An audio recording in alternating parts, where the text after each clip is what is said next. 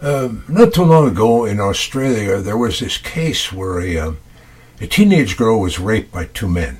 There's no doubt about the rape. The police report was filed. The hospital did a rape kit or whatever they call the procedure they do to determine this kind of thing. And nothing was happening. Grandma went to see her granddaughter and says, I don't think the cops are really doing very much to catch these two men. Give me a description of them. So the granddaughter gave the grandmother a detailed description, and from the description, the grandmother figured these two guys hung out in Skid Row. So she went down to the Skid Row section of town and started hanging out and noticed these two guys who fit the description. So she went and got a camera. She took their pictures, went back to her granddaughter and said, "Are these the two guys that raped you?" Granddaughter said, "No doubt about it. That's them." Now, in Australia, recently they passed a law where you had to turn in your guns.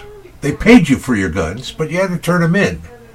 And, certain people were allowed to keep them, like police and the military, that kind of thing. But everybody else was supposed to turn in their guns.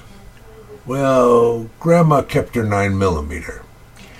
So she went and got her 9mm, went down to Skid Row, watched these guys go into a Skid Row hotel, determined what room they were in, went and knocked on the door, and when the guy opened up the door, she took her 9mm out and shot his penis off.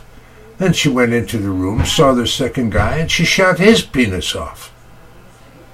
Then she walked to the police station, turned in her 9mm, and allowed herself to be arrested.